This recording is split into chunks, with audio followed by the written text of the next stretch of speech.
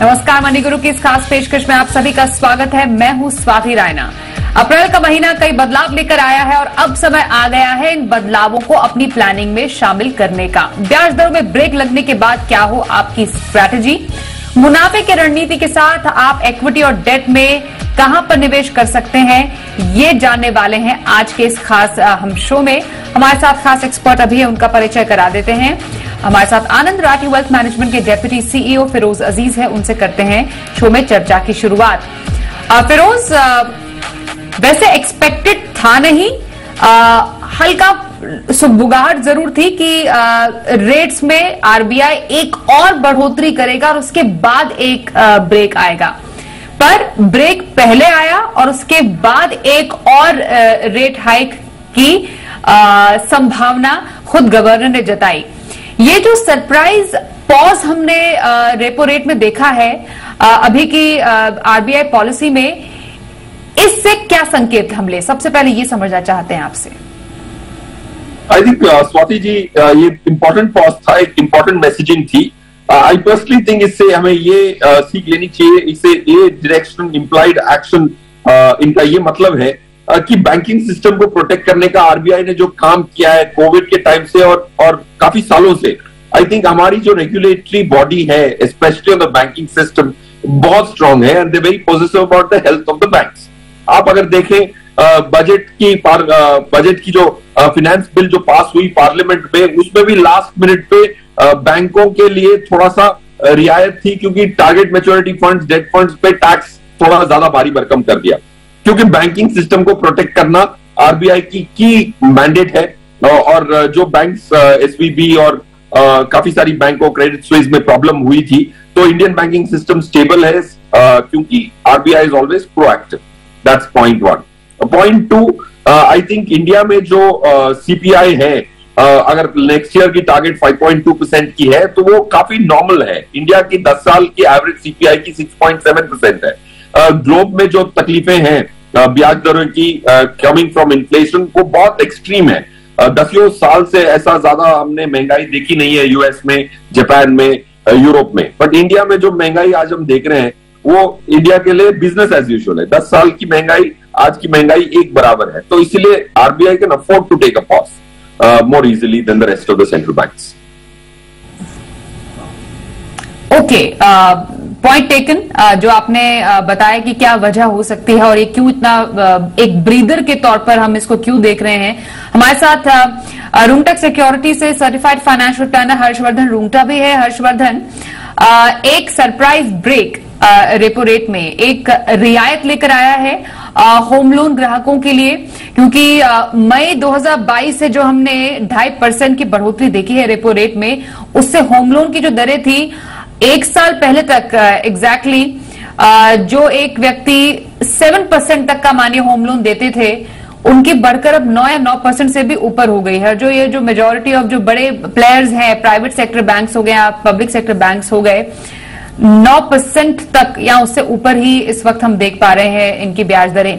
तो एक जो ये ब्रीदर के तौर पर हमने एक पॉज देखा है रेपो रेट में, उसका फायदा ले सकते हैं ज्यादा से ज्यादा ग्राहक, लेकिन शायद एक और झटका भी आने की तैयारी में, जैसा कि संकेत हमें मिला इस बार की पॉलिसी से।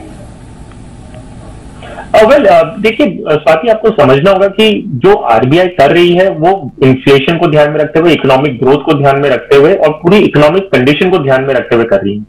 तो हम ये मानते हैं कि interest rate almost peak out हो गए हैं। ठीक है, यह हो सकता है कि हम टॉप तक नहीं पहुंचे, हो सकता है कि एक और रेट हाइक हो सकता है, लेकिन ये ऑलमोस्ट पीक पे आया हुआ दिख रहा है आज की तारीख में। हालांकि वी डोंट नो कि आगे जाके क्या होगा, लेकिन एक संकेत ये लगता है कि भाई ये almost at the peak of it.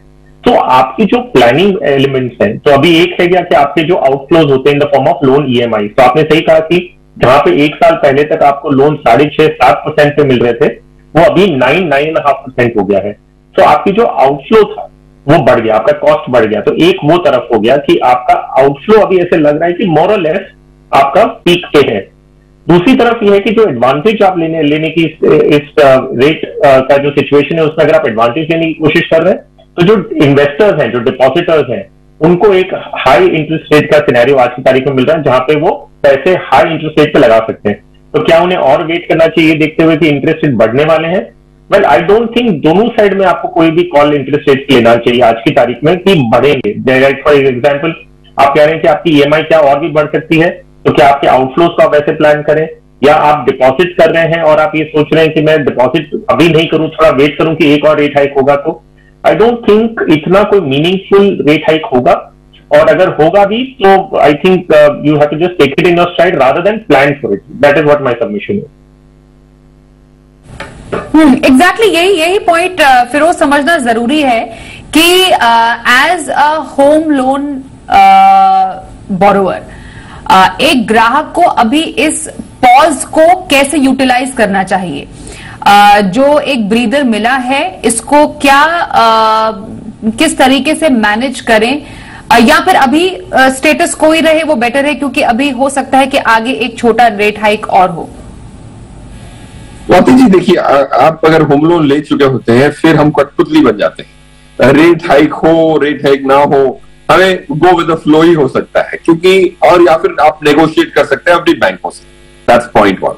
Point 2, अच्छी बात है इंडिया में ये जो होम लोन की ब्याज दरें बदल रही हैं और ऊपर की तरफ ही ऑफकोर्स बदल रही हैं ग्लोबली, उसमें इंडिया में इंपैक्ट इतना नहीं पड़ता है। उसमें अगर आपने अपनी होम लोन की अवधि 2-4 साल से बढ़ा दी तो हो जाता है काम।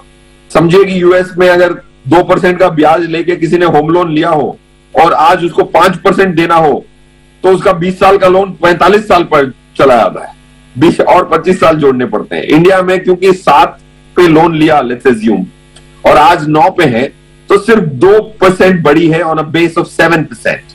सो the impact of Indian change in home loan rates is still mitigatable by increasing the period of the loan. तो आप मेरे हिसाब से लोन पीक हो जाएंगी, हो चुकी हैं इफ नॉट ऑलरेडी। जैसे रुंगटा साहब ने भी कहा कि it's already peaked out, so there is nothing much to worry. और इंडिया की जो 10 ईयर की होम लोन रेट्स होंगी मेरे हिसाब से आज की जो करंट होम लोन रेट्स हैं उससे 50 पैसा 1% कम ही होंगी। और 10 साल की एवरेज, 15 साल की एवरेज ही आपको देखनी है, क्योंकि आप लोन 20 साल का लेते हैं होम लोन में, जनरली 15 साल तक का होम लोन लेते हैं। एवरेज रेट्स आपकी 9.5 पे नहीं रहेंगी। 8.5 is a fair average EMI rate, interest rates on your EMI is a great expectation. Okay, तो ये तो बात हुई बिल्कुल फाइनेंशियल ईयर की शुरुआत में ही जो आरबीआई पॉलिसी अनाउंस हुई, और उसमें फिलहाल हमें एक ब्रेक देखने को मिला है होम लोन की दरों में, बेसिकली रेपो रेट में, जो कि इस बार नहीं बढ़ाई गई है। अब एक और जो बदलाव जिसके मुताबिक आपको प्लानिंग करनी चाहिए नए फाइनेंशियल ईयर से अपने पैसों की, वो है स्मॉल सेविंग स्कीम में जो हमने कुछ स्कीम्स में बढ़ोतरी होती देखी है, और उसमें most importantly senior citizen saving scheme में एक अच्छा हमने बढ़ावा देखा है। सुकन्या समृद्धि योजना एक अट्रैक्टिव स्कीम लग रही है। पीपीएफ जिसको लोग हमेशा से चाह रहे थे कि इसकी दरें बढ़ें, वो 10 की 10 रखी गई। किसान विकास पत्र की दरें बढ़ी, फिर एनएससी की दरें बढ़ी हैं। टाइम डिपॉजिट चाहे 5, 3, 2, 1 साल का हो, उसमें भी कुछ बेसिस पॉइंट्स की बढ़ोतरी की गई है। Recurring deposit monthly income schemes में भी बढ़ोतरी हुई है इस क्वार्टर में, जो अप्रैल से शुरुआत हुई है जिसकी। तो all in all small saving scheme में की दरों में बढ़ोतरी होना, हर्षवर्धन, अभी फिलहाल किसी के जो फिक्स्ड इनकम पोर्टफोलियो है उसको आपको लगता है एक अच्छा बूस्ट देगा? कैसे प्लान करना चाहिए किसी को, अगर जिसने सीनियर सिटीजन सेविंग स्कीम में जिसे इन्वेस्ट करना है, या जो अपनी बिटिया के लिए निवेश करना चाहते हैं स्मॉल सेविंग स्कीम में किसी सुकन्या समृद्धि स्कीम के जरिए? स्वाति, एक्चुअली बहुत ही अच्छा ये काम हुआ है कि आपकी ब्याज दरें जो डिपॉजिट्स पे आपको मिलती थी वो अभी इतनी अच्छी तरह बढ़ाई गई है। पर्टिकुलरली मैं कहूंगा सीनियर सिटीजन सेविंग स्कीम, इसमें 2 चीज का फायदा हुआ है। एक कि ब्याज दरें ऑफकोर्स 8.2% पे आ गया है। दूसरा, अभी वो जो लिमिट थी जिसमें कोई भी एक सीनियर सिटीजन 15 लाख रुपया जमा कर सकता था, वो बढ़ के 30 लाख हो गई है। सिर्फ couple 60 lakh rupees actually invest कर सकते हैं, जहां पे उन्हें 8.2% सालाना ब्याज दर है, और वो क्वार्टरली आपको पेमेंट आने वाला है, वो भी 5 साल के लिए। तो आई थिंक इसका फायदा आपको जरूर उठाना चाहिए, क्योंकि एक ऑफकोर्स इज मोस्ट सिक्योर, आपको कोई भी क्रेडिट रिस्क इसमें नहीं है, जैसा कुछ भी डिफॉल्ट रिस्क आपको नहीं है कि पैसे आपको प्रिंसिपल अमाउंट वापस नहीं आएंगे। 8.2% बहुत ही अच्छा रेट है, जो आपको कोई भी अगर हाईली रेटेड कॉर्पोरेट डिपॉजिट की बात करें तो भी आपको 8.2% तक नहीं जाएगा। सो आई थिंक सबसे ज्यादा फायदा अगर किसको है तो वो सीनियर सिटीजन सेविंग स्कीम का है, और उसमें 15 लाख की जगह अभी 30 लाख हो गई है। सो अगर आपने पहले 15 लाख ऑलरेडी इन्वेस्ट कर रखा है तो आपके पास और 15 लाख रुपया इन्वेस्ट करने का भी एक विंडो खुल गया है, जो उसका फायदा आपको जरूर लेना चाहिए। सुकन्या समृद्धि ब्याज दरें 8% हो गई है। सो ऑल इन ऑल, एक एक स्कीम के बारे में नहीं बात करूंगा, ऑल इन ऑल मैं ये कहूंगा कि स्मॉल सेविंग स्कीम्स बहुत ही सिक्योर्ड फॉर्म ऑफ इन्वेस्टिंग है। मंथली इनकम जो स्कीम है उसमें भी आपको हर महीने ब्याज आते हैं, तो हर तरह की उसमें ऑप्शन अवेलेबल है। कोई अगर फिक्स डिपॉजिट इन्वेस्टर है जिन्हें म्यूचुअल फंड की तरह क्या उन्हें आगे जाके मिलेगा, अगर वो ऐसा अनुमान के ऐसा एक प्रोबेबिलिटी पे नहीं रहना चाहते तो फिक्स डिपॉजिट एक बहुत ही अच्छी ऑप्शन है, उसमें स्मॉल सेविंग आज की तारीख में सबसे बेहतरीन विकल्प है। Yes, absolutely. ये एक अट्रैक्टिव बढ़ोतरी हमने देखी है स्मॉल सेविंग स्कीम में फिरोज, पर फिर भी क्या निवेश करें या फिर स्मॉल सेविंग स्कीम से भी बेहतर विकल्प हैं जिसके जरिए आप उसी लक्ष्य के लिए बेहतर रिटर्न हासिल कर सकते हैं, और वो क्या हो सकता है? I think small saving schemes काफी अट्रैक्टिव है, point 1। Point 2, of course debt की जो टैक्सेशन की जो चेंज हुई है इस बजट की 1 अप्रैल से जो टैक्सेशन हुई है चेंज, जिसमें मार्जिनल टैक्स रेट के आधार पे ही काफी सारे डेट फंड्स को टैक्स लगाया जाएगा in spite of a 3 year 5 year holding period. उसकी वजह से डेट फंड्स की लुक्रेटिवनेस काफी कम हुई है, तो स्मॉल सेविंग स्कीम की जाहिर सी बात है और अट्रैक्टिव हुई है। बैंक एफडीज के रेट्स 8.5% पे भी हैं, नेगोशिएटेड रेट्स 8.5% पे काफी सारे कमर्शियल बैंक में है। रिटेल निवेशक को इतनी चिंता करनी नहीं पड़ती क्योंकि उनके 5 लाख का डिपॉजिट इंश्योरेंस भी होता है। So I think small saving schemes is what I would vote for. उसमें I think senior citizen saving scheme सबसे बेहतर है। 7.6 की जो पुरानी रेट थी उसको अब 8% करार दिया गया है। 8% इज ग्रेट। विद गवर्नमेंट का जो टप्पा लगता है सेफ्टी का, उसके साथ अगर 8% सीनियर सिटीजन को मिलता है उससे बेहतर नहीं हो सकता, क्योंकि वो बैंकों से भी सेफ है, जाहिर सी बात। बिल्कुल। Before I take a break, मैं इसी बात से कंटिन्यू करना चाहती हूँ। पीपीएफ, क्यों आपको लगता है कि पब्लिक प्रोविडेंट फंड जो कि एक वाइडली पॉपुलर एक सेविंग स्कीम रही है और जो कि अभी भी लोग चाहते हैं कि उसमें टैक्स बचत के लिए और अच्छे रिटर्न के लिए लंबे टाइम के लिए निवेश करे, उसको सरकार ने नहीं छुआ? देखिए, आई थिंक पीपीएफ की जो रेट्स हैं वो ज्यादातर 10 ईयर G-Sec से ज्यादा ही है, एवरेज 10 ईयर G-Sec से, तो उसको बदलाया नहीं because it's very popular scheme. और उसमें क्या होता है कि पीपीएफ में जैसे आपको सेक्शन 80C का भी बेनिफिट मिलता है, ऑफ कोर्स पीपीएफ को रिवाइज करना चाहिए, बट फिर भी उसकी अट्रैक्टिवनेस आज भी है। देखिए, आपकी टैक्स रिजीम में जाने का तभी मतलब बनता है कि अगर किसी की पगार 15 लाख रुपए से ज्यादा हो और उनकी एग्जेम्पशंस जो है 3.75 लाख से ज्यादा की अगर वो एग्जेम्पशन ले रहे हैं तो उनको ओल्ड टैक्स रिजीम में रहना है। तो ओल्ड टैक्स रिजीम में रहने के लिए पीपीएफ काफी काम आता है, 80C की जो बेनिफिट्स है। सो आई थिंक उसको बदलाना चाहिए था, नहीं बदलाया। PPF is currently at 7.1 and has always been at 7.1 for reasonable period of time, marginally less than 10 year government securities जो आज 7.2 पे है, जो थोड़ा सा डिसअपॉइंटमेंट है, but I hope they revise it the next quarter. Okay, चलिए छोटे से ब्रेक के लिए यहां पर रुकते हैं। ब्रेक के बाद अब अप्रैल ऑनवर्ड्स 1 साल के लिए, आने वाले कई सालों के लिए आपको इक्विटी और डेट में क्या स्ट्रैटेजी रखनी चाहिए, कौन से सेक्टर्स या कौन से फंड्स अट्रैक्टिव हैं इन दोनों ही कैटेगरीज में, इस पर भी चर्चा करेंगे। बने रहिए हमारे साथ।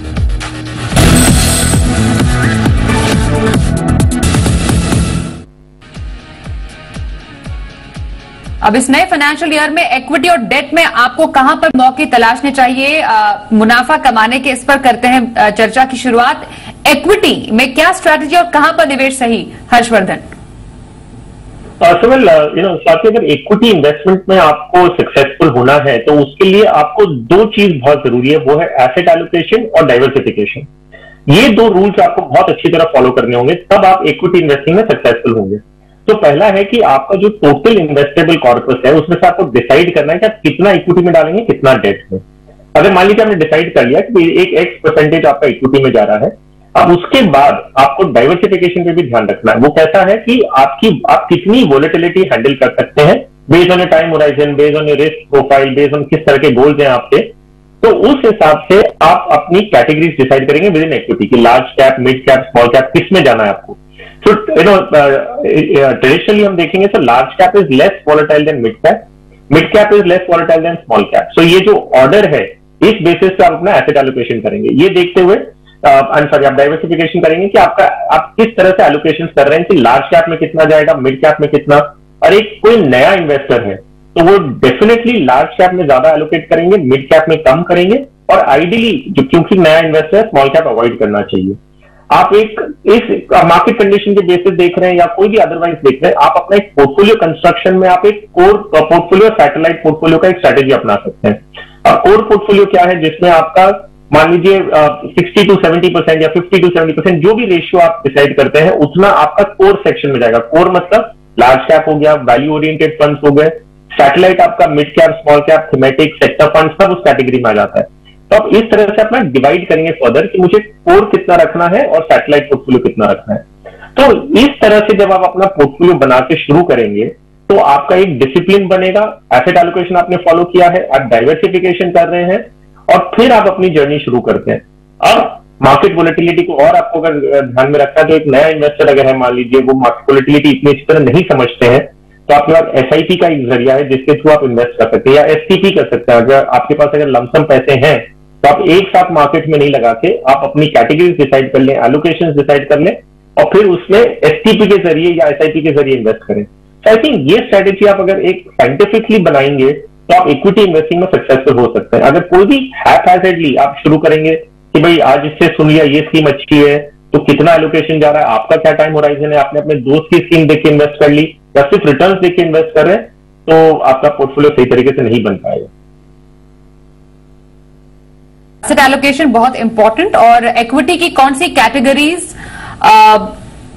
फिरोज आपको लगता है कि इस फाइनेंशियल ईयर अच्छी रह सकती हैं, जहां पर निवेशकों को निवेश करना चाहिए, अपने पोर्टफोलियो में शामिल करना चाहिए?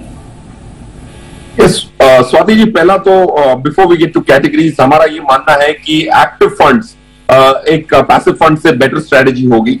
जाहिर सी बात है पैसिव फंड्स में काफी कॉस्ट बचाने के चक्कर में काफी लोग ने बहुत सारा AUM अपना एसेट्स को उसमें स्क्यू किया है। बट हमारा ये मानना है कि लास्ट 22 साल में अगर कोई पूरी एक्टिव स्कीम जो भी अवेलेबल थी उसको खरीदता हर साल तो 6.7% की अल्फा बनती पर एनम। और लास्ट ईयर ऑफ कोर्स थोड़ी नेगेटिव अल्फा बनी है। Overall active funds 380 active funds हैं, उसमें -2.7% की अल्फा बनी है निफ्टी के मुकाबले, अगर मैं सिर्फ निफ्टी से तुलना करूं for the sake of simplicity. But 2021 में 14% की अल्फा दी है 380 स्कीम्स ने। अगर सब स्कीम भी खरीदते तो 14% निफ्टी को बीट कर पाता कोई 2021 में, और 3.85% बीट कर पाता 2020 में। बट काफी लोग अपना न्यूज़पेपर पढ़ते हैं कि पैसिव में जाना है, पैसिव में चले जाते हैं और इंडेक्स फंड में जाके अल्फा का जो फायदा है वो भरपान उनको नहीं मिलता है। लास्ट ईयर हमारा जो मॉडल पोर्टफोलियो था 11 स्कीम थी, उसने NSE 500 को 2.63 से बीट किया last financial year. So that's the first important thing. Cost बचाने के लिए नहीं जाते, इन्वेस्टमेंट करने के लिए, वैल्यू क्रिएट करने के लिए जाते हैं। And now coming to your pointed question Swati ji, कौन सी कैटेगरीज हैं? Large cap, large and mid cap, flexi cap, focused, multi, small, contra, value, dividend yield and thematic. For the lack of time I have been a little fast, but ये categories जो है इसमें alpha generation की potential ज्यादा है। Sector नहीं करना चाहिए। थीमेटिक सिर्फ डिविडेंड यील्ड एक थीमेटिक है जो कर सकते हैं आप मेरे हिसाब से, तो ये कैटेगरीज पे फोकस करें। सबसे बेहतरीन कैटेगरी वो रही है लार्ज एंड मिड कैप की, बहुत अच्छी रही है। मल्टी कैप जो नई कैटेगरी है उसमें 7.4% का अल्फा आया है। 42% स्कीम्स जो मल्टी कैप में है उन्होंने अल्फा जनरेट किया, और जितना अल्फा जनरेट किया 7.4% का पर एनम अल्फा जनरेट किया निफ्टी पे। That's multi cap has been one of the north poles of alpha generation. बिल्कुल। और डेट कैटेगरी में बिल्कुल फाइनेंशियल ईयर की शुरुआत में ही ऐसा बदलाव आया कि लोगों को अपने इन्वेस्टमेंट स्टाइल या इन्वेस्टमेंट कैसे करें डेट में, स्पेशली क्या स्ट्रैटेजी रखें, उसके बारे में कई बार अब सोचना पड़ रहा होगा। पर क्या वाकई बहुत ज्यादा बदलाव की जरूरत है हर्षवर्धन, जब से डेट टैक्सेशन में बदलाव हुआ है? जी हाँ स्वाति, डेट टैक्सेशन में काफी बड़ा बदलाव हुआ है। और वो बदलाव ये है कि अगर आपकी स्कीम में इक्विटी में 35%, इक्विटी एलोकेशन 35% से कम है, तो उसमें आपको कोई भी long term capital gains indexation benefits नहीं मिलने वाले। तो आपकी जो भी गेन्स होगी वो शॉर्ट टर्म कैपिटल गेन्स मानी जाएगी, even if your holding period is more than 3 years। उसमें ग्रैंडफादरिंग क्लॉज है ऑफकोर्स कि 31 मार्च 2023 तक जो इन्वेस्टमेंट था उसमें पुराने टैक्स रूल्स लागू होंगे। तो अभी अगर कोई इन्वेस्ट कर रहा है प्योर डेट स्कीम्स में, तो उनकी जो गेन्स है, जो भी होल्डिंग पीरियड हो, इरिस्पेक्टिव ऑफ दैट, उनकी गेन्स जो है वो आपको अपने टैक्स स्लैब के हिसाब से लगने वाली है। तो ये एब्सोल्युटली कंपेरेबल हो गया है फिक्स्ड डिपॉजिट के इंटरेस्ट के साथ। अब आपको non taxability point of view से अगर कोई एडवांटेजेस चेक करने, तो taxability point of view similar हो गए हैं। नॉन टैक्सेबिलिटी एडवांटेज अगर देखते हैं तो 2-3 फायदे अभी भी डेट फंड्स में है। तो अगर आप वो समझें और आपके अगर वो एप्लीकेबल होता है तो शायद आप उसमें फिर भी कंसिडर कर सकते हैं। पहली बात ऑफकोर्स ये है कि जो आप शॉर्ट टर्म कैपिटल गेन्स बनाएंगे, बिकॉज ऑल द गेन्स जो भी आपका डेट फंड में होने वाला है वो अभी शॉर्ट टर्म कैपिटल गेन्स होने वाला है। ये शॉर्ट टर्म कैपिटल गेन आप शॉर्ट टर्म कैपिटल लॉस या लॉन्ग टर्म कैपिटल लॉस के सामने सेट ऑफ कर सकते हैं। तो अभी भी अगर आपके पास कोई लॉस है तो आप उसके सामने गेन को सेट ऑफ करते हैं तो आपको टैक्स नहीं लगेगा। जो आपको इंटरेस्ट इनकम अगर फिक्स्ड डिपॉजिट पे आती है तो वो सेटिंग ऑफ का बेनिफिट आपको है नहीं। दूसरा, म्यूचुअल फंड्स में आप पार्शियली या फुल्ली लिक्विडेट करना चाहते हैं at any point in time, ये बहुत इजीली कर सकते हैं। अनलाइक अ फिक्स्ड डिपॉजिट जहां पे आपने 1 साल 2 साल या 5 साल ऐसा बोल रखा है और बीच में आप पार्ट निकालना चाहते हैं, फुल निकालना चाहते हैं, तो आपको पेनल्टी लगती है। तो ये चीज बहुत फायदेमंद है कि आप तो अभी भी बेनिफिट्स हैं, हम देख पा रहे हैं डेट फंड के। समय बहुत कम है इसलिए बहुत ही कम टाइम में वेरी क्विकली फिरोज, डेट में बेस्ट निवेश के ऑप्शंस आपकी नजर में कौन से हैं अभी? Swati ji, target maturity funds 2029, 2030, Bharat bond fund आप 2030 एक्सपायरी का खरीद सकते हैं। 2029 का निपॉन का टारगेट मैच्योरिटी फंड है जो गिल्ट में ही इन्वेस्ट करता है। ये 2 स्कीम्स बहुत अच्छी हैं। मेरे हिसाब से ज्यादा अवधि की डेट टारगेट मैच्योरिटी फंड नहीं खरीदने चाहिए क्योंकि एक्स्ट्रा रिटर्न बहुत कम मिल रही है, फ्लैट यील्ड कर्व है। These are the 2 suggestions, Bharat bond ETF of 2030 and the Nippon gilt fund. बिल्कुल। तो नए फाइनेंशियल ईयर में निवेश की नई स्ट्रैटेजी कौन सी कैटेगरीज में आप कर सकते हैं बेस्ट निवेश, इस पर हमने की खास चर्चा। हमारे साथ फिरोज और हर्षवर्धन शामिल होने के लिए शो में धन्यवाद। रुकते हैं एक ब्रेक के लिए, देखते रहिए जी बिजनेस।